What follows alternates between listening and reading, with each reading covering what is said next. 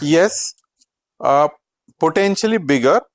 To me, internet was transformative, but AI is disruptive. It is changing the way people are working, the behaving. Machines will create automatic tasks. Machines will behave in a very different way. It will change the business operating model altogether, the way we have been used to.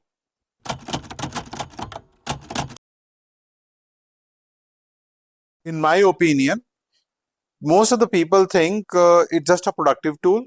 Yes, it started as a productivity tool, but over a period of time, I think it's changing. It is just not do things faster or more accurately. It is also changing the operating models, how you behave and how you will do tasks in future. There will be certain tasks which you might not even need to do, and AI will be automatically doing it for you, and which you can't even have thought of. And so that's why I say it's just not a productive, it is much, much beyond that.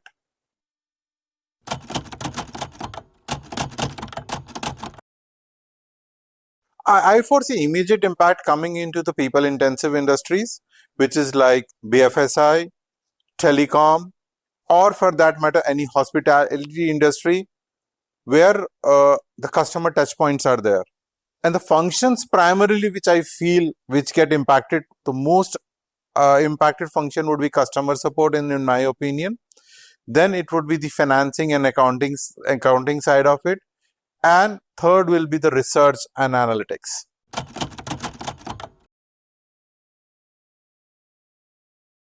See, like we said, it started as a productivity tool. Any job which is repetitive in nature, very predictable, and we feel it's a routine, mundane thing. They are the most vulnerable jobs. Whether, and especially if you look at it like customer support, you get a call and you talk to the people and resolve it by the SOP, so SOP driven. Or when it comes to an IT sector, your generic coding, you give a situation and a code, it will automatic. Those are the ones which will replace immediately and are the most vulnerable ones.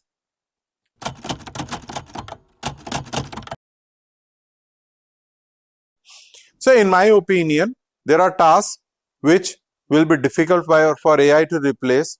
The topmost being leadership, emotional intelligence, critical thinking, and communication. And certainly adaptability will be the another one which we think will be difficult for AI to replace.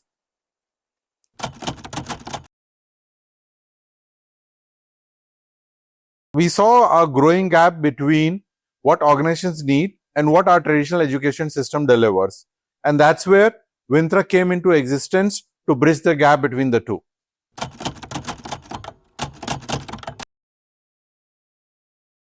It's a good question. What others are ignoring. So two factors into it. Barring the large organization, all smaller organizations are focusing on lateral hiring. So there's not enough and more talent pool organically getting created. It was getting created by chance, where onus was onto an individual to upskill themselves. So that is one. Second also is the technology evolving much faster than the way the curriculums are changing. So they were not being able to bridge that gap. And Vyntra saw that opportunity and say, we were agile, nimble to pick up the latest trends faster, because very close to we as an organization are also into services. So we saw the fast changing trends. Most of the organizations focusing on what we say, hiring the talent. But there are very few organizations which are focusing on creating the talent pool. It is only the larger organizations which has appetite or demand for larger pools are getting into trainings and all. But most of the other organizations are just hiring it from the market. So they are not adding to the pool. They are just fishing from the pool.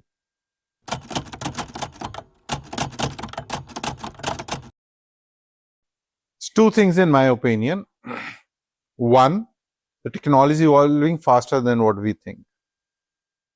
You would have seen, it was said that compute power was getting doubled every 18 months, but that's past. Now you would probably see it doubling every 6 to 8 months. So education system, by the time they design the module, people get into training and students get into the market for the job, they're already partially obsolete. So they need to have a continuous upskilling program. And that's, in my opinion, colleges are not able to keep up the pace with that.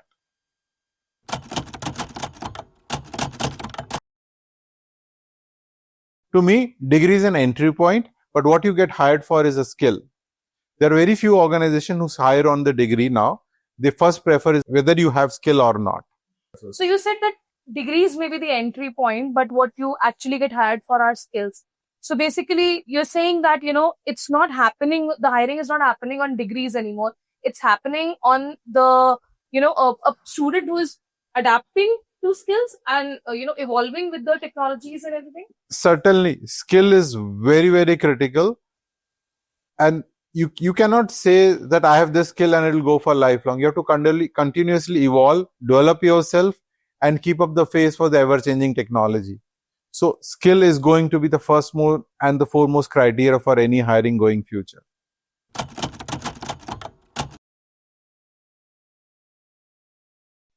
See, Vyntra, in my opinion, we are trying to build an ecosystem, and it's a movement. It's not a one-stop shop where you come, achieve a skill, go out in the market and play.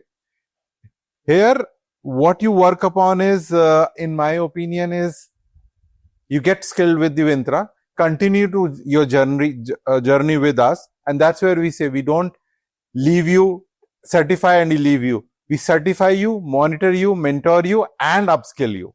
So it's an association. It is not just a training institute. Right. It's like a lifelong career acceleration. Yeah. If I summarize the entire thing,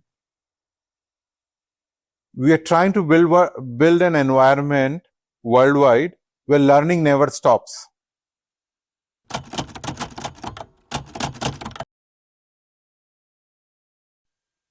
See, two things. If we, ideally speaking, while he is in his final stages of his getting his graduation, he should have started thinking of what skill he or she needs to adopt to get to a qualified job. If he's not done that, not too late, he should identify a path a skill which he should adopt to, pick it up, learn it, and which will be useful going forward for him. And apart from that, skill is one angle. And that's what we're trying to do at Vyntra also. We not only give you skill, we also prepare you for the organization, which is how to behave, how to be adaptable, and industry nuances which you should pick up, which will help you work better and better success going forward. And not to forget, continuous learning.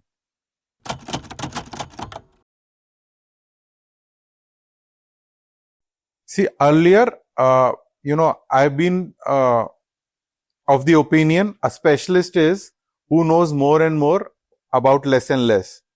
But going forward, I don't think a person like a specialist like that would survive. You will have to have, if you only have one skill, it will be difficult for you to survive in the AI area. So you certainly have to pick up a primary skill, but also have knowledge of other skills parallelly to be successful.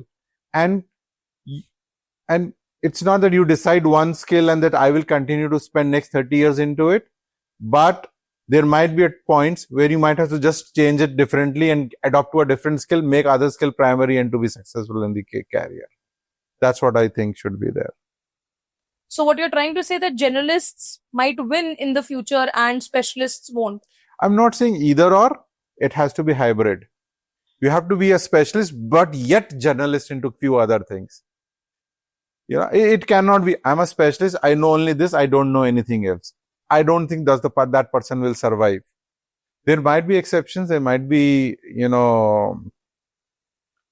what we say, very few examples, but at large, when we are talking about, it would be a specialist in one thing, journalist in others. It has to be hybrid. I'm a totally journalist also will not survive. But hybrid, right balance has to be made up going forward. Hybrid is the culture these days. Yes.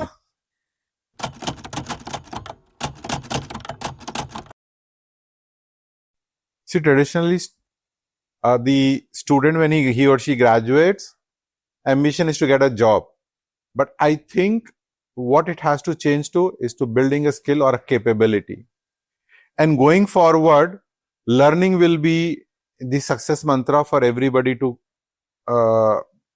in going forward.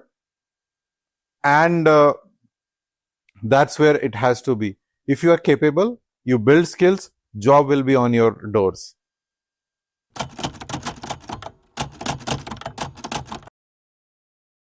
See, young professionals primarily are focusing on the stability and how fast or quickly they can get a job, which means they get into the technologies which are in demand in abundance. But one point they forget is that's a short-term thing. It sounds stable today, but going forward, it will not be. The only mantra would be continuous upskill and ever-changing and adopt to ever-changing technologies. See, if students pick niche platforms and continues to upskill them, they will achieve stability as well as differentiation for a better career path.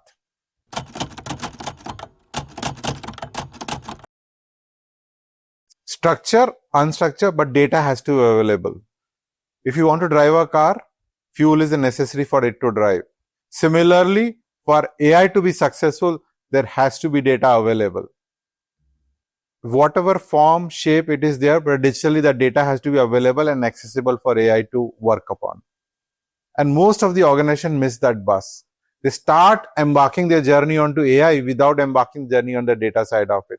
Keeping aside the large organizations, they've already been working on data strategy, data mining and everything. So for them, it's okay. But it's still, there's a lot of organizations we have don't even know where the data is.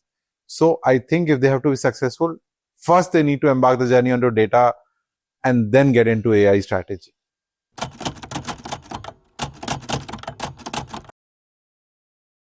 See, for AI to be successful in any organization, there are three ingredients in my opinion. One, like I already spoke about, foundational, the data has to be in place, the data strategy, solid data strategy has to be in place. Second is leadership alignment. People have to start working towards it. And third, and the most important and the critical one is workforce reskilling. If you don't do that, it's a recipe for disaster.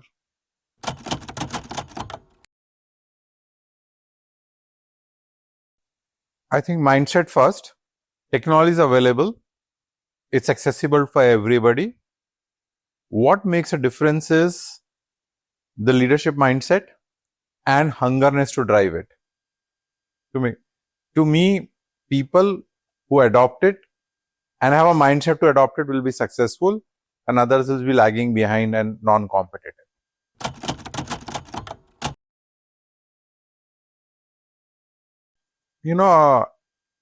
Vyntra, we're trying to build an ecosystem, and it's a movement which we are pacing towards, where we create employability,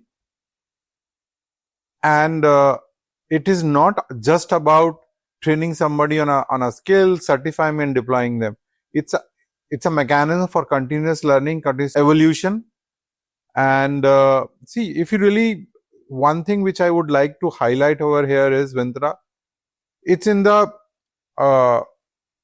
center of the everything. One side we have the OEMs, which are continuously evolving the technologies, developing the technologies, and are struggling to sell because the right skill set is not available to implement those technology. On the other hand, SIs, they're not adopting those to new technologies, new trends, because there's lack of skill set. Other side is the students. When they come to know of a new evolving technology, it's too late, or they're not even aware of it. So I'm just trying to being what we say a fulcrum or in a flywheel actually in the between, which is connecting those three dots together and driving it. So last segment, we come to the last segment that we talk about the future a little, because we're all buying this picture of, AI, future, sustainability, everything.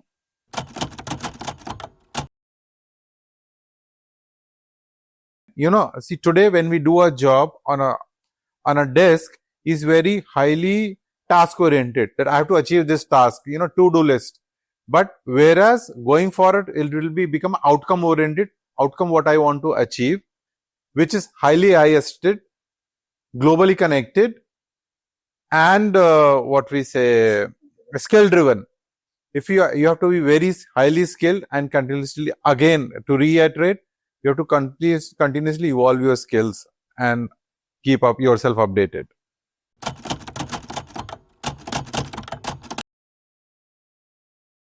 Do you have any doubt in that? Certainly, AI will be your assistant, working for you, helping you achieve faster, more predictable and accurate. And it will also teach you, if you really ask me. You'll get to learn also from AI.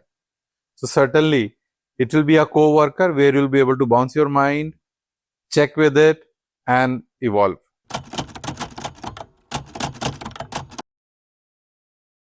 If you are referring to a particular software coming in and working upon to it, certainly yes. I see a end of era of UI UX and all that. It will not be it will be more common. The AI would help it make it more conversational and non UI UX dependent. So in the AI world, people will not learn the software. They will communicate the intent and the output they are looking for, which means prompt engineering will be the future skill which will be highly in demand.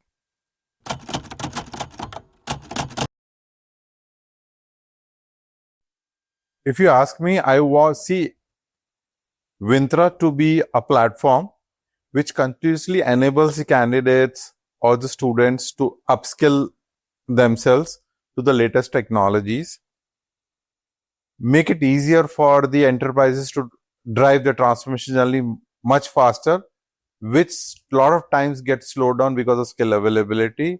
And third, be a catalyst to OEM to roll out newer technologies, new features much faster than what they would have done earlier. And at the end, if you want me to summarize, I want to be a movement, a catalyst and enabler to enterprises and OEMs and the students. Thank you so much. So one closing thought, if I ask you. If you really ask me, closing statement, I'm excited. We are part of this journey where we are helping enterprises and individuals who are now getting ready for the future.